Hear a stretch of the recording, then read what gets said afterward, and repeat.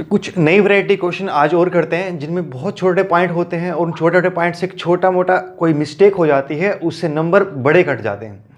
तो इसलिए ध्यान से देखना जो मैं क्वेश्चन आज करने वाला हूँ। और अच्छा, और सबसे पहले तो आपको क्या करना है, क्वेश्चन सुनने के बाद वीडियो पॉज करके उससे खुद ट्राई करना है कि आप खुद सोल्व कर पाएंगे नहीं। तो क्वेश्चन क्या है कि size of an object increases by 50%। Size of an object, यहाँ पे एन आएगा, of an object increases by 50% when viewed through a mirror of radius of curvature 60 centimetre.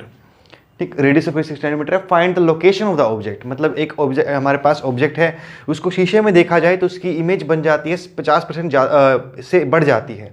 आपको ये बताना है कि उसकी जो लोकेशन ऑब्जेक्ट की कहाँ रही होगी अगर जो मिरर है उसका रेडियस ऑफ कर्वेचर 60 सेंटीमीटर का रहा हो। तो एक बार पॉज करो, वीडियो खुद ट्राई करो, देखो आप कर पाते हो कि नहीं कर पाते हो। और अगर कर लिया ट्राई आपने, फिर देखो मुझे मैं कैसे सोल्व करता हूँ, उसको ध्यान से देखना। तो इसमें जो इंपॉर्टेंट पॉइंट है वो ये है बाय, इसका बड़ी इंपॉर्टेंस है। इसके बाद जो दूसरा क्वेश्चन कराऊंगा तो वहाँ पे आपको समझ में आएगा कि इस छोटे शब्द से क्वेश्चन का मतलब चेंज हो गया। तो एक इंक्रीजेस बाय का मतलब है कि वो इतना और एक्स्ट्रा हो गई है। तो अगर उसको सॉल्व किया जाए, पहले तो बात वो फिर एच इमेज, मतलब इसको ऊपर भूल जाओ, ये है एच आई कितना हो जाएगा, एच इनिशियल ऑब्जेक्ट प्लस 50% उसका बढ़ गया, और क्योंकि पहले से कुछ था ऑब्जेक्ट का उससे 50% और ज़्यादा हो गया है। तो h प्लस 50% ऑफ h, यानी h, इसको भी h नोट कह लो, ऑब्जेक्ट कह लो, तो 1/2 आ जाएगा। तो ये 3/2 ऑफ h बन गया, 3/2 ऑफ h नोट, यानी जो हमारी इमेज है वो 3/2 टाइम्स हो गई है h नोट का, या 1.5 टाइम्स हो गई है ऑब्जेक्ट का। तो यहाँ से हमको ये बात समझ में आई, किस लाइन से, इस लाइन से, इंक्रीज बाय से, इन तीनों शब्दों से हमको ये बात पता चलती है। अब बात करते हैं कि शीशा है कैसा। देखो, रेडियस ऑफ कर्वेचर का हाफ होता है हमारे पास फोकल लेंथ, तो वो तो इसकी 30 आ जाएगी, लेकिन प्लस क्या माइनस। अगर तो वो कॉन्वेक्स है तो प्लस, और अगर कॉनकेव है तो माइनस। तो फिर कॉन्वेक्स है कॉनकेव, पहले फैसला इस चीज़ का होगा। तो उसने कहा इमेज बढ़ गई है, इमेज का साइज इंक्रीज हो गया है। अगर इमेज का साइज इंक्रीज हो गया है तो बड़ी इमेज, ऑब्जेक्ट से बड़ी इमेज सिर्फ कॉनकेव बनाता है, कॉन्वेक्स कभी नहीं बनाता। ठीक है, प्लेन तो सेम साइज की बनाता है, और जो हमारा ये कॉन्वेक्स है ये हमेशा छोटी बनाता है, इमेज अपने से छोटी बनाता है, डिमिनिश्ड बनाता है। सिर्फ कॉनकेव ही ऐसा कर सकता है कि इमेज ऑब्जेक्ट से बड़ी बन जाए। तो वो ऐसे ही आपको हिंट देंगे जिसको आपको पकड़ना होगा कि ये चीज़ है क्या। तो ये कॉनकेव मिरर ही है जो इमेज को बड़ी बना सकता है। तो इसलिए क्या आया, इसमें माइनस साइन आया, -30 सेंटीमीटर हुई फोकल लेंथ, तो वो तो इसका माइनस बना। अब ये मैग्निफिकेशन माइनस है क्योंकि ये एच आई का भी तो सिर्फ मैग्नीट्यूड पता चला ना, कि ऑब्जेक्ट की इमेज की जो साइज है वो 1.5 गुना बड़ी है ऑब्जेक्ट से, सिर्फ इतना बात पता चली है। लेकिन अभी ये बात नहीं पता चली है कि वो इन्वर्टेड है कि सीधी है, एरेक्ट है कि इन्वर्टेड है, ये बात नहीं पता चली है। वो कैसे मालूम पड़ेगा कि इमेज रियल है कि वर्चुअल है, क्योंकि अगर इमेज रियल हुई तो इन्वर्टेड होगी और वर्चुअल हुई तो इरेक्ट होगी। तो ये पता नहीं कि वो रियल है कि वर्चुअल है। और कॉनकेव दोनों केस में इमेज को बड़ी बना सकता है, वो वर्चुअल इमेज को भी बड़ी बनाता है और वो रियल इमेज को भी बड़ी बना सकता है। दोनों केस पॉसिबल हैं। इसीलिए इस क्वेश्चन के लिए आपको 2 केस लेने पड़ेंगे। एनटीएससी लेवल के लिए है, वहाँ पे ऑप्शन आ जाएंगे, 2-3 ऑप्शन आपको दे दी जाएंगे, उसमें चूज करना होता है कौन सा केस कैसा हो सकता है। या इसमें ऑब्जेक्टिव टाइप क्वेश्चन जो आपके बोर्ड में भी आते हैं तो वहाँ पर भी पॉसिबिलिटी बन सकती है। तो ध्यान से देखना कि इमेज तो रियल भी हो सकती है और वर्चुअल भी, क्योंकि दोनों ही पॉसिबिलिटी है। वो टेबल आपके दिमाग में हर वक्त रहना चाहिए इन क्वेश्चनों को सोल्व करते हुए। तो उस टेबल में आपने देखा होगा कि जो एनलार्ज्ड इमेज है वो वर्चुअली बनती है और रियल भी बनती है, दोनों बनती है कॉनकेव वाले केस में। तो मैंने इसलिए 2 केस लेने पड़ेंगे। पहला केस लिया मैंने, case 1, if image is real. अगर इमेज रियल हुई तो मैग्निफिकेशन HI/H0 जो आएगी वो -3/2 आएगी। वो -3/2 बनी इक्वल टू -v/u फॉर्मूला था, यहाँ से माइनस माइनस काटा और मैंने v निकाला इन टर्म्स ऑफ u, वो 3/2u आ गया। अब फॉर्मूले में रख दिया 1/v + 1/u = 1/f।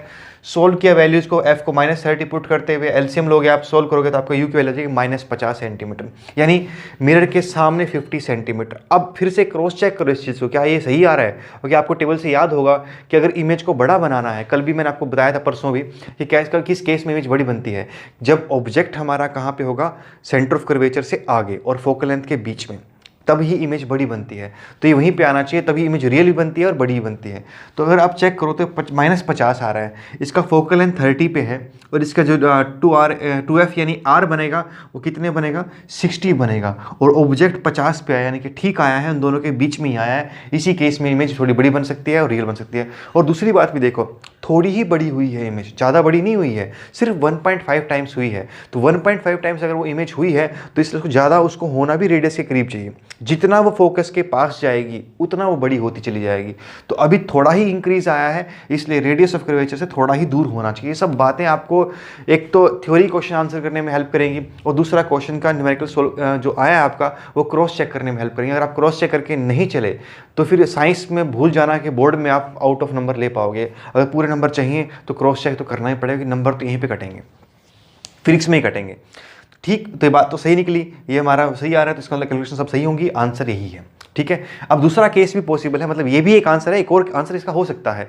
वो केस ये है कि केस 2 अगर इमेज वर्चुअल रही होती तो, क्योंकि बताया तो वो भी नहीं कि वर्चुअल है कि रियल है, तो अगर वो वर्चुअल रही होती तो फिर क्या रहा होता, मैग्नीफिकेशन पॉजिटिव रही होती, 3/2 रही होती। ये फॉर्मूले का माइनस है, -v/u।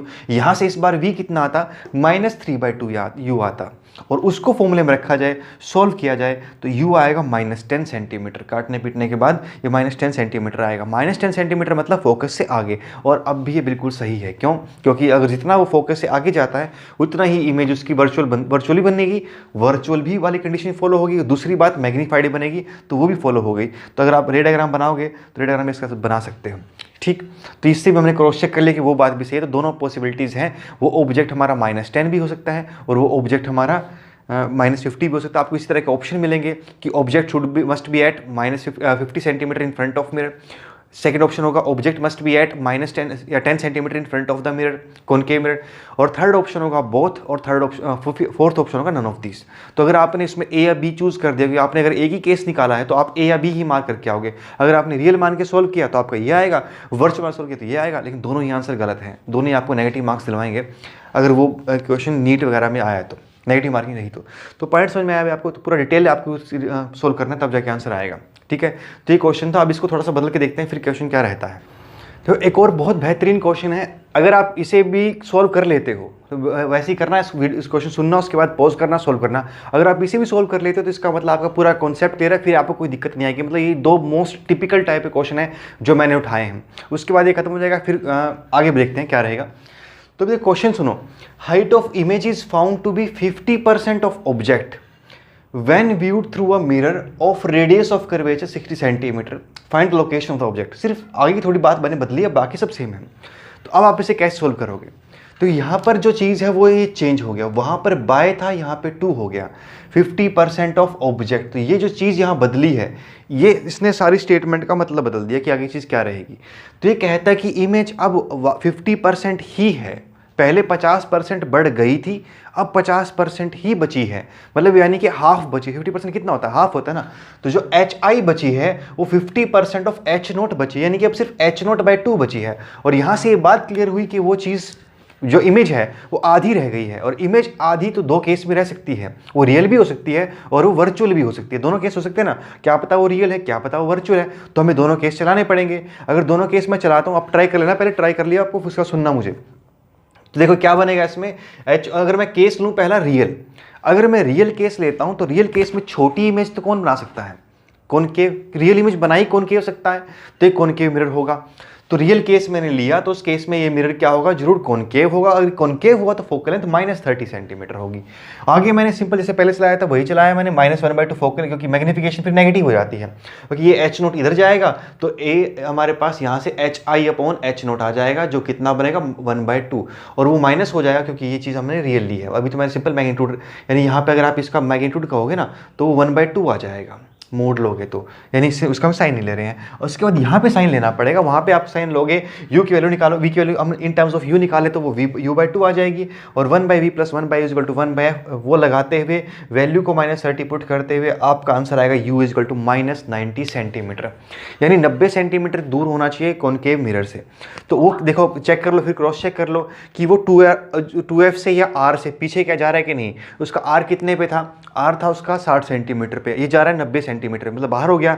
ठीक है, वहाँ पे छोटी ही बनती है, तो इसका मतलब, तो ये पॉइंट समझ में आया भाई। ये इसका मतलब क्या हुआ कि ये चीज़ फिर सही है, जो आंसर आ रहा है हमारा वो सही है, था ना? बढ़िया क्वेश्चन। अब एक और देखते हैं इसका दूसरा पार्ट कि क्या पता वो वर्चुअल रहा हो। ये तो बताया नहीं रियल है कि वर्चुअल है, तो हो सकता है वो वर्चुअल हो, और अगर वो वर्चुअल हुई तो वर्चुअल इमेज भी है, छोटी भी है, तो ये काम तो कॉन्वेक्स ही कर सकता है। क्योंकि कॉनकेव वर्चुअल इमेज बना सकता है लेकिन बड़ी बनाता है हमेशा। ये तो छोटी बन गई है, अगर ये छोटी इमेज बन गई है तो ये इमेज मिरर कैसा होगा, फिर कॉन्वेक्स मिरर होगा। और अगर ये मिरर कॉन्वेक्स हुआ तो फोकल लेंथ 30 सेंटीमीटर आएगी। अगर वो 30, बाकी सब मैग्नीफिकेशन पॉजिटिव आएगा, क्योंकि कॉनकेव वर्चुअल इमेज की जो होती है वो सीधी बनती है, सीधे वाले केस मैग्नीफिकेशन क्या आएगी, पॉजिटिव।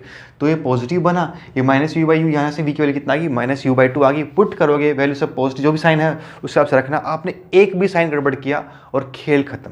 ठीक, तो ये वैल्यू आई हमारे सोल्व करने के बाद u की वैल्यू आ जाएगी -30 सेंटीमीटर, यानी शीशे के सामने 30 सेंटीमीटर। इसका सामने का मतलब इधर बनता है। हाँ, वैसे भी कहीं भी रखो, वहाँ छोटी बननी है, आप आगे रे डायग्राम बना के देख लो, वो बात ऑलमोस्ट सही आ रही है। देखो ऐसे बनेगा ना, तो यहाँ से लगा कि भी हाँ माइनस सामने आना चाहिए, नहीं तो ये पॉजिटिव आ जाएगा u, पॉजिटिव कुछ और अलग अजीब सी बात आ जाएगी, जो हो नहीं सकता वैसा कुछ आ जाएगा अगर आपने साइन वाइन उल्टे सीधे लिए होंगे। अगर आप उसको क्रॉस चेक करना जानते हो तो आपको मालूम हो जाएगा कुछ ना कुछ गड़बड़ हुई है। क्रॉस चेक करना नहीं जानते, फिर आप उसी को आंसर लिख करके आपको नंबर चले जाएंगे। ठीक, तो अभी देखा आपने कि हमने यूज सिर्फ 2 ही फॉर्मूले किए हैं। ये छोटा सा कह लो, तीसरा फॉर्मूला एक और बस यूज हुआ है, वो सिर्फ इस वाला है कि फोकल लेंथ रेडियस का हाफ होता है, वो या मैग्नीफिकेशन या ये मिरर इक्वेशन। सिर्फ 3 फॉर्मूले हैं, 2.5 फॉर्मूले हैं टोटल मिलाओ तो, ये तो आधा ही फॉर्मूला है, टोटल सिर्फ 2.5 फॉर्मूले यूज हुए हैं इसमें। उन 2.5 फॉर्मूलों पे तरह तरह के क्वेश्चन बनते हैं। आप हर क्वेश्चन को सोल्व करोगे, कोई ना कोई प्लस माइनस मिस्टेक हो जाएगी, और आप लगे कि भाई आप कहोगे एंड में कि सर छोटी सी मिस्टेक थी, सिली मिस्टेक थी, प्लस माइनस ही तो गड़बड़ था। प्लस माइनस का मिस्टेक इस चैप्टर में वो सिली मिस्टेक नहीं है, वो इस चैप्टर में पाप है, क्योंकि यहाँ प्लस माइनस पे सारी चीज़ टिकी हुई है। तो अगर आपने प्लस माइनस की मिस्टेक की है तो फिर ये मत कहना कि सर छोटी सी मिस्टेक हुई है, वो छोटी सी मिस्टेक नहीं है, वो तो ब्लंडर हो गया, पाप हो गया वो तो। ठीक है, तो वो तो करना ही नहीं है। प्लस माइनस ही तो पूछे आ रहा है आपसे, वही आप गड़बड़ कर रहे हो, तो फिर कहाँ से आप कुछ समझ में आया कॉन्सेप्ट। ठीक है, तो ये क्वेश्चन और मैंने उठाए थे, उम्मीद है अब आपको समझ में आ गए होंगे। फिर कुछ और देखते हैं।